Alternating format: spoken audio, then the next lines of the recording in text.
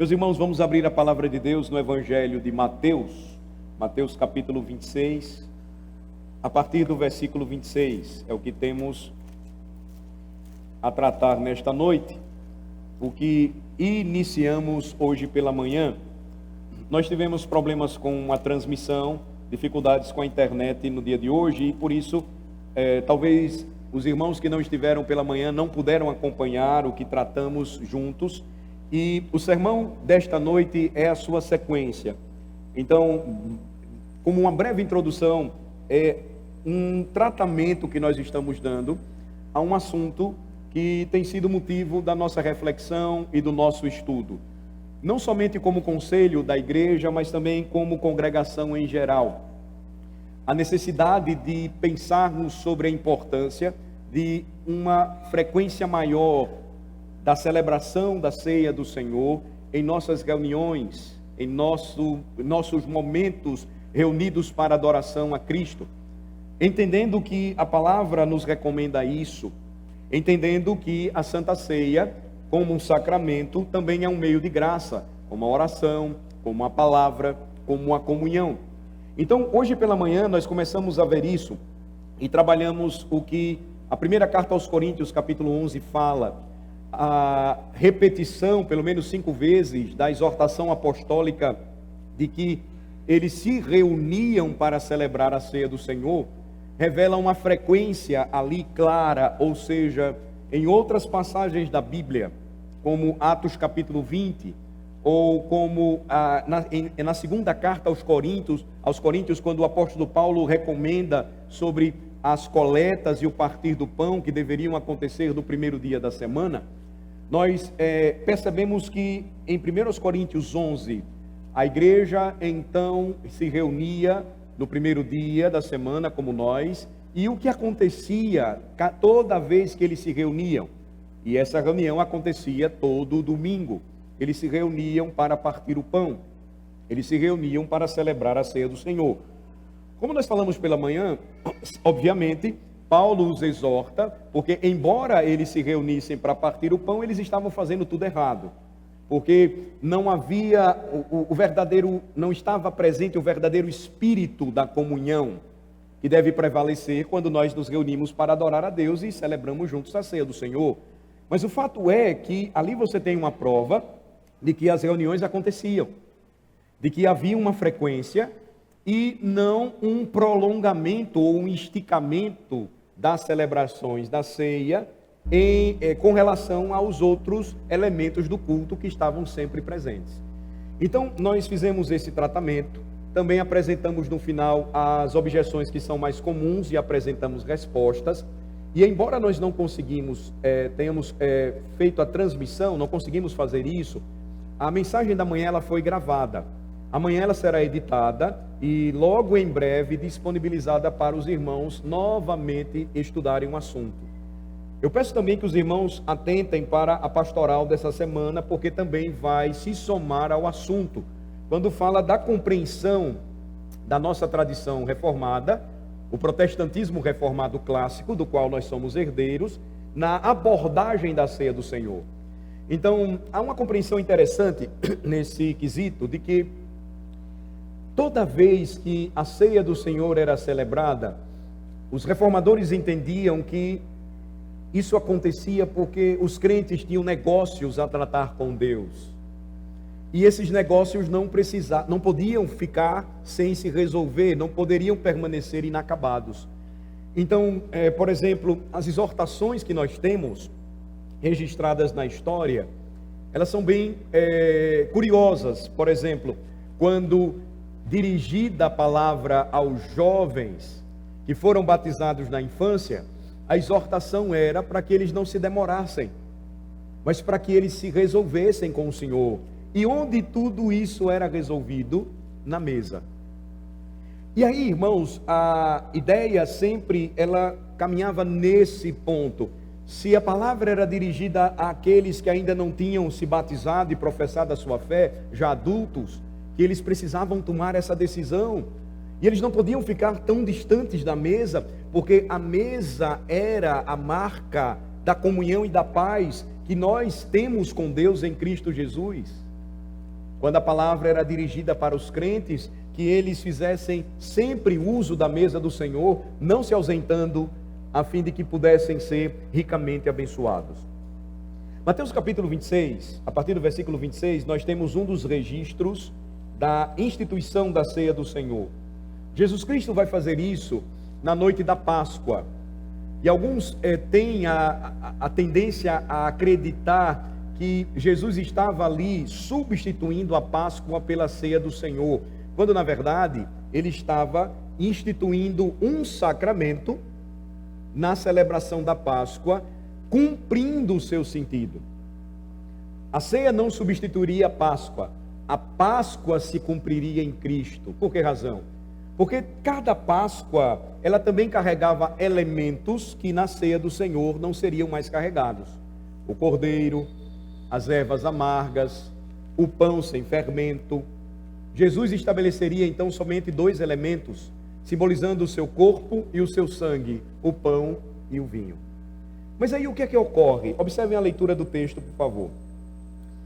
Enquanto comiam, verso 26, tomou Jesus um pão e, abençoando-o, o partiu e o deu aos discípulos, dizendo: tomai, comei, isto é o meu corpo. Notem, a Páscoa já estava sendo celebrada, pois o versículo 26 se inicia dizendo que eles já estavam comendo. E enquanto eles comiam a Páscoa, o que implicava, lembrem-se, o cordeiro, as ervas amargas, o pão sem fermento, Jesus toma um pão, Jesus o abençoa, dando graças a Deus, Jesus o quebra, esse é o verbo literal, partindo, e a ideia aqui é de distribuição ou comunhão, e ele dá aos seus discípulos. E o que ele diz? Tomai, comei, isto é o meu corpo. A seguir, verso 27, tomou um cálice, e tendo dado graças, o deu aos discípulos, dizendo: bebei dele todos, porque isto é o meu sangue, o sangue da nova aliança, derramado em favor de muitos, para a remissão de pecados. E digo-vos que desta hora em diante não beberei deste fruto da videira, até aquele dia em que o hei de beber novo convosco no reino de meu Pai. E tendo cantado um hino, saíram para o Monte das Oliveiras. A ideia da participação, da comunhão, na celebração deste sacramento, sempre seria uma verdade muito presente. Por exemplo, eu não sei se você já se perguntou, quando foi que as igrejas protestantes elas passaram a celebrar a ceia do Senhor com partes menores, do pão e do cálice? Pois inicialmente era algo comum, o pão era partido entre os discípulos, o cálice era único na ideia de que havia uma comunhão e todos bebiam do mesmo cálice. Isso ocorre, pelo menos entre os presbiterianos, somente no século XIX. Até lá, a ideia de que o pão era partido e dado aos crentes e o cálice era oferecido a cada um deles, não era uma ideia menor ou uma ideia de distribuição nos bancos. Mas os crentes vinham até as mesas onde os presbíteros os serviam. A ideia de que você vinha até a mesa. Veja, todo um conceito envolvendo uma comunhão. A partir do século XIX, então, um teólogo escocês presbiteriano, ele vai absolver um conceito que não era nosso, mas era um conceito dos irmãos independentes, dos irmãos congregacionais ou batistas, de que a ceia, ela era distribuída nos bancos, e o termo chamado naquela época era de comunhão nos bancos, porque para nós presbiterianos, a ideia maior era de você vir à mesa, a mesa de Cristo, o ministro e os presbíteros ali servindo o povo. Então, eram conceitos que foram mudando ou foram sendo modificados, e em certo sentido, alguns valores se tornaram um pouco enfraquecidos. Por exemplo, a ideia de algo muito mais individual do que fraternalmente uma comunhão entre nós. Ainda que não deixemos de ter Mas percebam, essas mudanças históricas, elas são importantes para a nossa compreensão e fé. Agora, eu queria chamar a atenção dos irmãos para um destaque com base nesta passagem que vocês conhecem muito bem. Eu não sei se vocês perceberam, mas muito do que fazemos durante a semana é reflexo do que nós fazemos na igreja. E muito do que vai acontecer na igreja é reflexo do que fazemos durante a semana.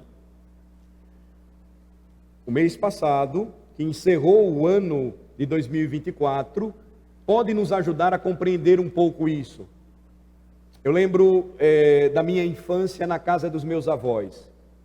Morávamos no interior aqui do estado e sempre, todo final de semana, nós íamos para a casa dos meus avós paternos. E o que era comum na casa dos meus avós? A comida da minha avó. Ela morreu muito cedo, eu lembro, eu tinha 5 a 6 anos, mas eu lembro muito disso. O cheiro da comida, o sabor da comida ainda me vem à memória. E o que ocorria naquela casa? Era uma casa grande. Nós tínhamos a varanda e o quintal para brincar. Nós tínhamos a sala onde nós ficávamos um pouco. Mas o melhor lugar da casa era a cozinha, ou onde a mesa estava presente. As melhores conversas, as maiores risadas, as declarações de amor, ainda que não ditas verbalmente, eu te amo, mas a maneira como éramos servidos, ou como comíamos, o perdão e a reconciliação, tudo isso acontecia naquela mesa.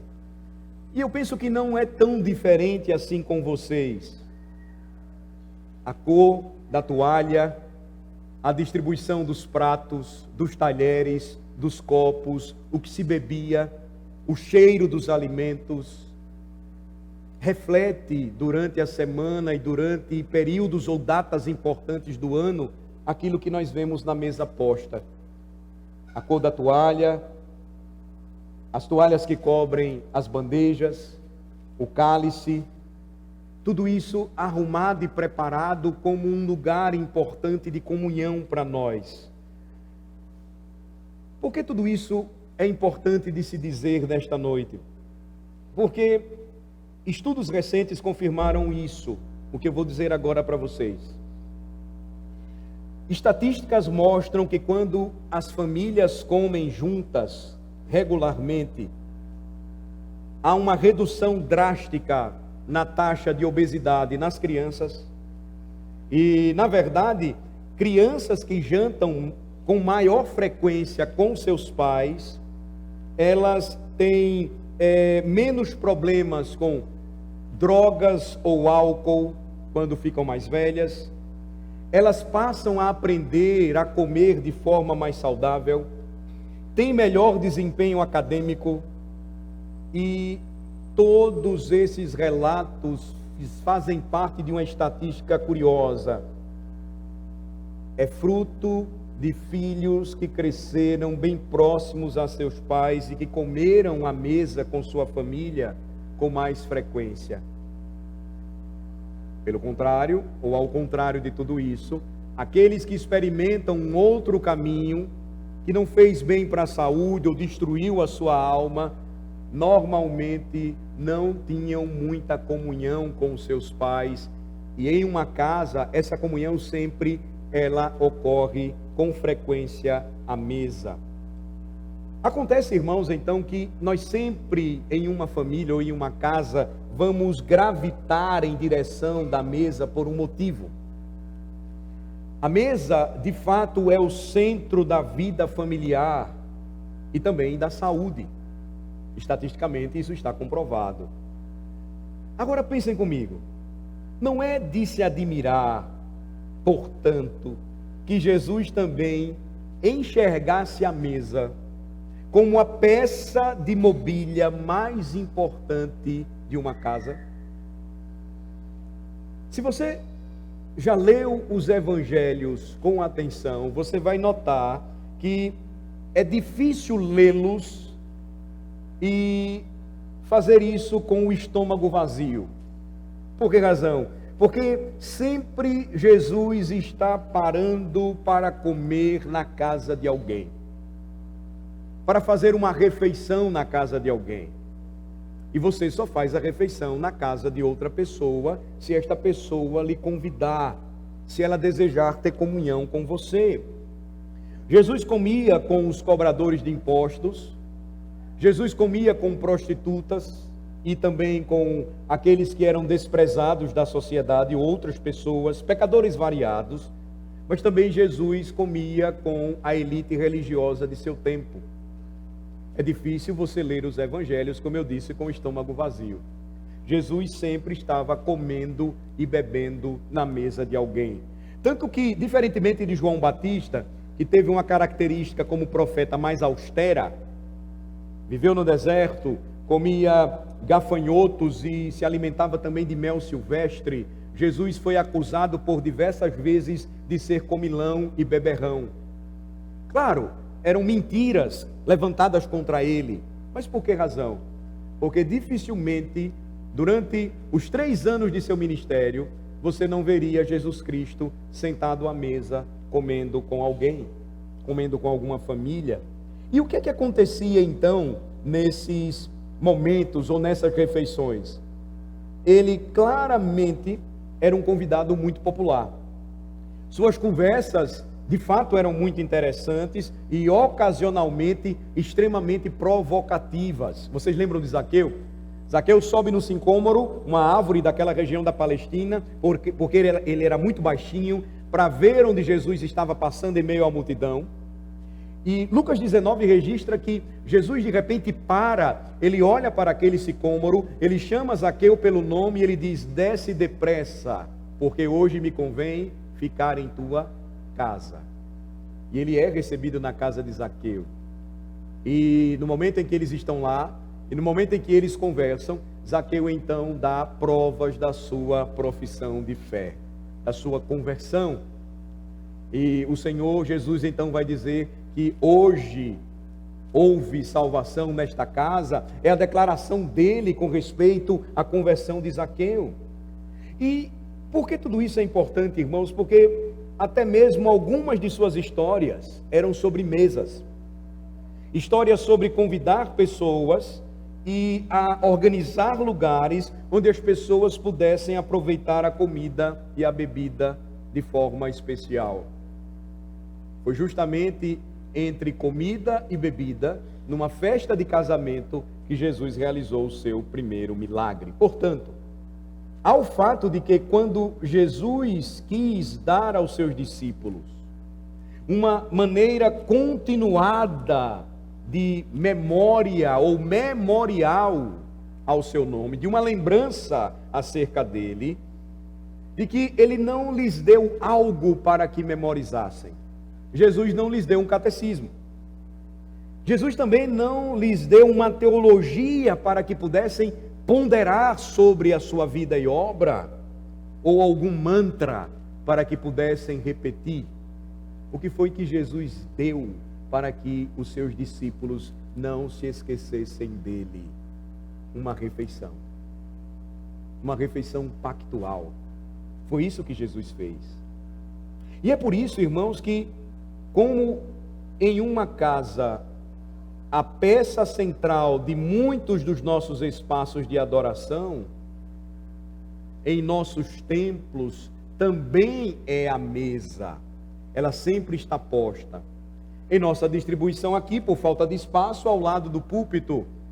No passado, em nosso templo, em 1915, ela estava aqui no centro, onde as pessoas podiam ver pão e vinho, e a ceia do Senhor era celebrada no mesmo plano do povo de Deus, para que eles lembrassem que eles tinham acesso a essa mesa por causa do anfitrião, e por causa dele, Jesus Cristo, eles poderiam comer e beber pão e vinho.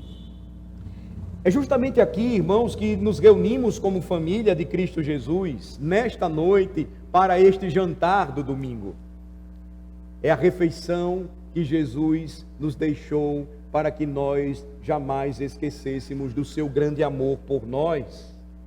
É justamente aqui onde as bandejas são postas, as toalhas são colocadas, tudo bem organizado e bonito, preparado pelos oficiais da igreja. Antes disso, organizado, limpo por irmãos dedicados nesse serviço. E todos aqueles que sinceramente amam ao Senhor Jesus, eles são bem-vindos.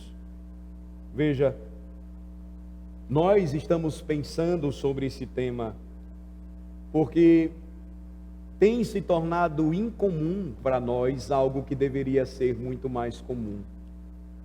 Nós não poderíamos cogitar um dia sequer em nossa casa sem uma refeição à mesa. Mas quanto mais a nossa vida se torna corrida e agitada, a tendência é que tudo isso se reproduza também na casa de Deus. Nós não queremos dizer com isso que a comunhão mensal seja uma prática errada. Ela nos beneficia muito mais do que outros tipos de prática que deixam a igreja muito tempo sem tomar a ceia. Mas nós queremos aqui mostrar novamente a necessidade de pensar o porquê não fazer mais e não desfrutar mais deste jantar do pacto que Cristo oferece para o seu povo. É necessário que oremos sobre isso, que estudemos sobre esse assunto, que a pregação então foque e mostre a necessidade de que o povo de Deus deve receber a cada semana o que a pregação oferece como meio de graça, mas ela não oferecerá o alimento suficiente, quão bom possa ser o sermão, ou quão eficaz ou edificante seja a pregação, porque ela precisa de um selo. Contratos são selados pela assinatura. Casamentos são selados pelas núpcias. O culto público, após a sua pregação, deve ser selado com a mesa do Senhor, com a refeição, onde nós agora vamos experimentar tudo aquilo que aprendemos e ouvimos. Essa reflexão, então, ela é necessária para nós, porque se nossa pregação fosse o foco principal, se nossa pregação fosse apenas tudo o que necessitamos, involuntariamente poderíamos correr o risco de criar uma igreja cheia de consumidores religiosos da palavra. Em vez de convidar as pessoas a responder à pregação da palavra e a receber a graça que Deus oferece de maneira tangível, comendo e bebendo na presença do Senhor. Nós poderíamos acabar gastando muito tempo, irmãos, falando sobre Jesus, mas muito pouco tempo dando às pessoas a oportunidade de experimentá-lo pessoalmente. Venha e prove de Jesus, nós dizemos. Venha e se alimente dele, nós falamos. E de que maneira tangível Jesus deixou isso para nós? Venham à mesa, comam e bebam em minha presença. Os símbolos do meu corpo e sangue foram dados por vocês para a salvação de meu povo. Jesus nos deu então comida. A igreja antiga praticava sempre isso, que se reunia. E então, por que não deveríamos oferecer a ceia o mais frequentemente possível em nossos dias? É isso que tem acontecido em muitas regiões de nosso país e no mundo. Algumas igrejas de tradição reformada mantiveram essa prática, mas infelizmente a maioria delas não, como eu expliquei hoje pela manhã. Mas em nosso tempo, por conta do estudo e da reflexão, igrejas como comunidades locais estão sendo desafiadas a provar isso, e tem sido muito bom. Em nosso país, igrejas presbiterianas, batistas, congregacionais estão provando dessa grande bênção. E por que nós não deveríamos também desfrutar um pouco mais disso? É um momento tão especial, é um momento em que, após ouvirmos a pregação da palavra, e ouvirmos a mensagem do Evangelho que diz que nós temos paz com Deus, nós temos comunhão com Ele. Isso tudo então é provado por nós, quando nós, aqui reunidos em comunhão, temos a certeza de que Cristo tem comunhão conosco. Esta de fato foi a razão principal porque o famoso avivalista John Wesley, para incentivar os primeiros metodistas à prática da comunhão semanal, ele pregou um famoso sermão chamado de O Dever da Constante Comunhão. E em determinado trecho de sua pregação, ele se expressou da seguinte maneira, vou ler para vocês, abre aspas: é dever de todo cristão receber a ceia do Senhor sempre que possível. A primeira razão pela qual é dever de todo cristão fazer isso é porque é um mandamento claro do Senhor Jesus Cristo. Todas as vezes que o beberdes, fazer isso em memória de mim. Todas as vezes que eu comerdes, fazer isto em memória de mim. Por que fazemos isso com tanta frequência? Ou por que deveríamos fazer isso com tanta frequência? A resposta clara e simples é porque Jesus disse para a gente fazer isso.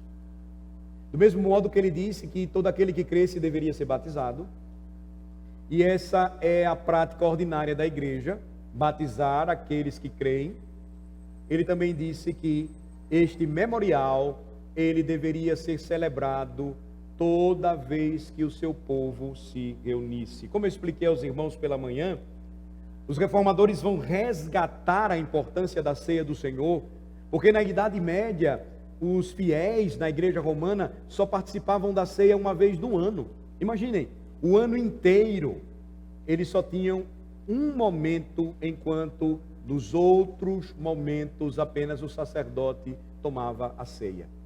Os reformadores então vão resgatar isso. Lutero vai aplicar a celebração da ceia com a frequência semanal. Calvino não consegue fazer isso em Genebra, embora tenha ensinado desde o fim que era importante, ele consegue apenas 4 vezes. E o que nós vamos ter depois como uma prática que herdamos dos missionários, aqui no Brasil, foi a prática mensal da ceia do Senhor. Mas veja, assim como John Wesley, os cristãos na igreja antiga, eles acreditavam que a comunhão é um meio de graça vitalmente importante. Em seu sermão, O Dever da Comunhão Constante, Wesley continua dizendo o seguinte, ele diz que essa graça nos confirma o perdão de nossos pecados, permitindo-nos deixá-los. Assim como os nossos corpos, ele continua a dizer, são fortalecidos pelo pão e pelo vinho, assim também nossas almas são fortalecidas por esses sinais do corpo e do sangue de Cristo. Este é o alimento de nossas almas. Isso dá força para cumprir nosso dever e nos conduz à futura perfeição.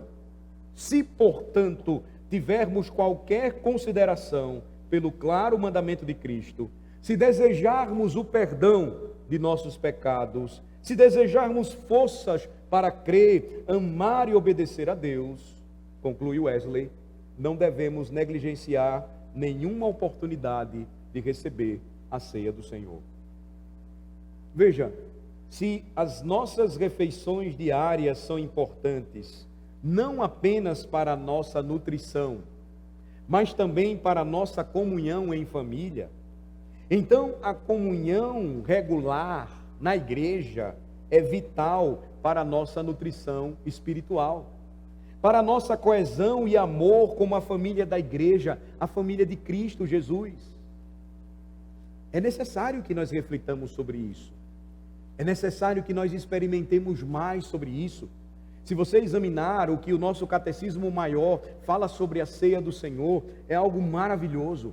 A explicação que é dada, a importância do sacramento, os seus benefícios para a nossa alma, para a nossa vida de fé.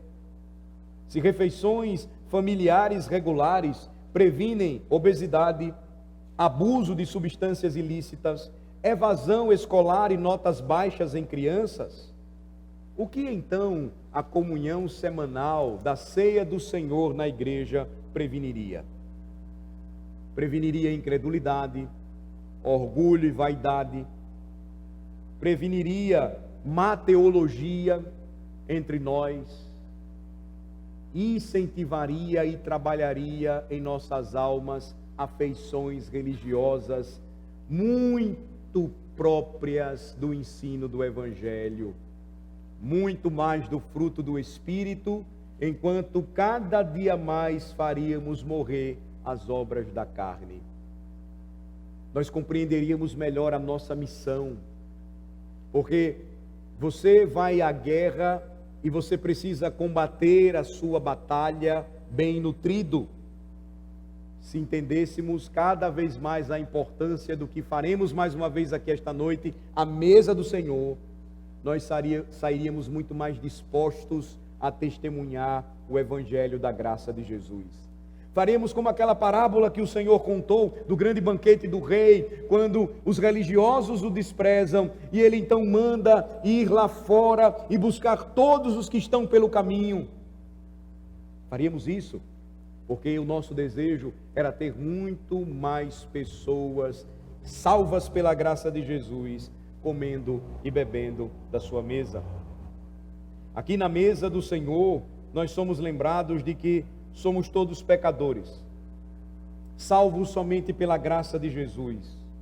Aqui na mesa do Senhor, não descobrimos uma lista de coisas que precisamos fazer, mas somos lembrados frequentemente, repetidamente, do que o Senhor Jesus já fez por nós.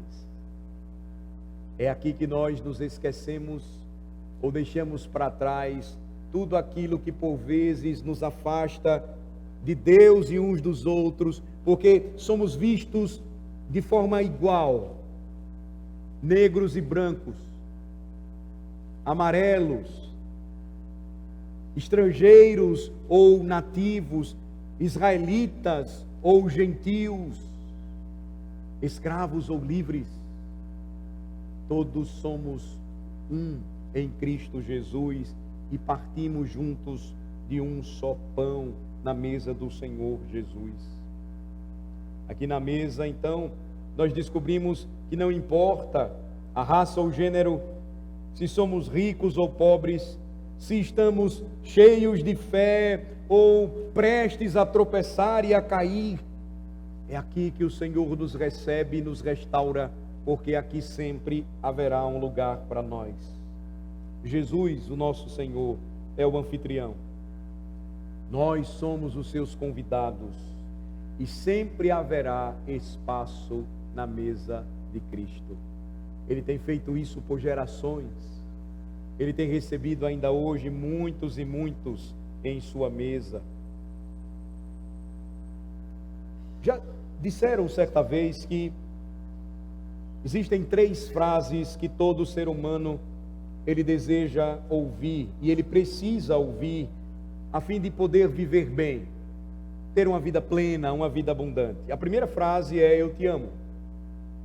A segunda delas é: você está perdoado. E a última é: o jantar está na mesa. Geralmente é o que nós ouvimos durante a nossa vida, em nossa casa, na mesa dos nossos pais ou dos nossos avós. Em algum momento, o perdão ali, ele é liberado. Em algum momento, as palavras de amor, elas são ditas. E sempre, sempre, sempre, nós ficamos felizes quando ouvimos: o jantar está pronto, vamos comer. É o que é dito sempre, meus amados irmãos, a cada celebração da ceia do Senhor. Por isso eu disse, o que nós refletimos em nosso dia a dia é reflexo do que nós ouvimos aqui e por vezes não percebemos.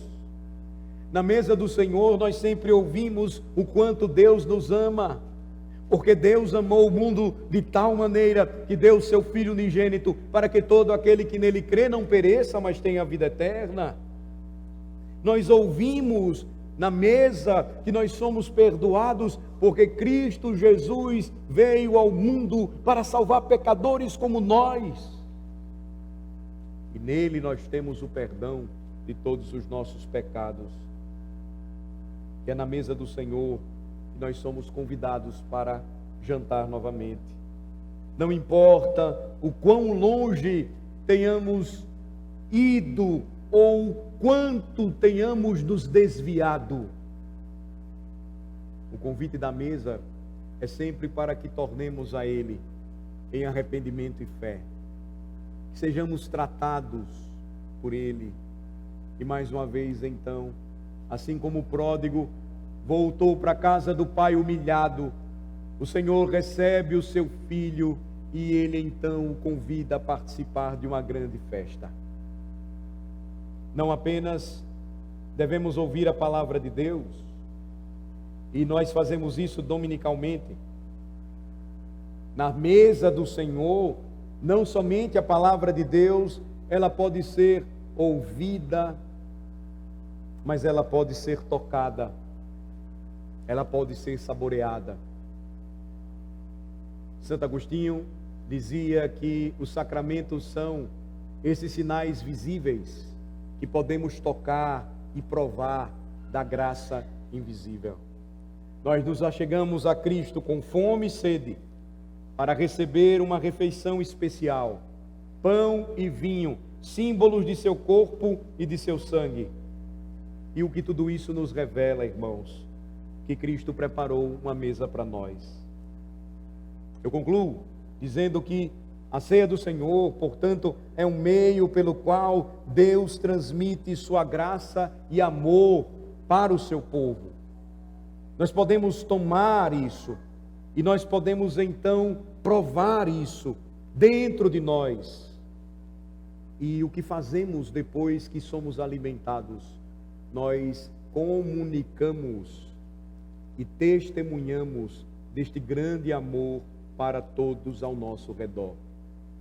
Jesus falou certa vez, quando se referiu à água da vida, no Evangelho de João, que aquele que nele cresce, de seu interior fluiriam rios de água viva, porque seriam como que cálices a transbordar do seu amor, da sua graça, da sua misericórdia.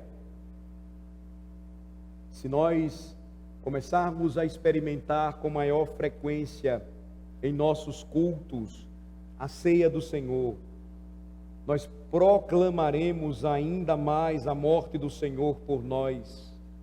Iremos incorporar a sua vida para o mundo, anunciando o seu santo evangelho, e seremos cada vez mais confortados e preparados para o seu retorno. É justamente nesse lugar, nesse espaço, de maneira especial, que nós vamos fazer isso mais uma vez. Mas que Deus nos abençoe como congregação e nos permita saborear ainda mais, toda vez que nos reunirmos, esta maravilhosa refeição. Pois toda vez que nos sentimos fracos ou cansados, desanimados, abatidos, prestes a tropeçar, o Senhor novamente nos receberá e nos lembrará quem somos, o que Ele fez por nós, o seu grande amor.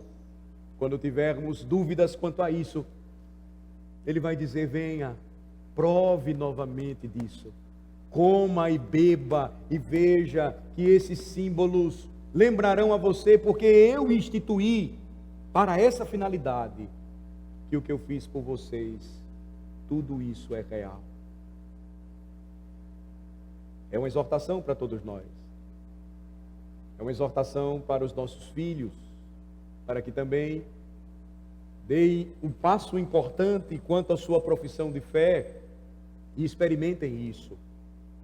É uma mensagem do Evangelho para você que está conosco aqui hoje à noite e ainda tem considerado as refeições lá fora mais importantes do que essa refeição. As mesas lá fora mais importantes do que essa mesa. As festas lá fora mais importantes do que esta, que é a maior de todas as festas. Anuncia ao mundo o grande nome do grande Salvador. Vamos orar. Senhor, aplica a Tua palavra à nossa alma revelando a nós mais uma vez a alegria da tua salvação. E como mais uma vez hoje à noite, de forma especial, tudo isso será provado por nós. Daqui a pouco, reunidos ao redor da tua mesa, provando e saboreando a nossa salvação, quando somos lembrados pelo Senhor do teu grande amor, da tua grande obra de salvação por nossas almas. Que a tua palavra que não volta vazia e nos dá conforto, ela seja agora aplicada como perfeita aplicação de um sermão, que envolvido em suas limitações, envolvido em suas barreiras, porque humanas, anuncia o teu santo evangelho e tem esta confirmação perfeita do que nós fazemos quando, em obediência ao Senhor Jesus Cristo, comemos o pão e bebemos o cálice do Senhor.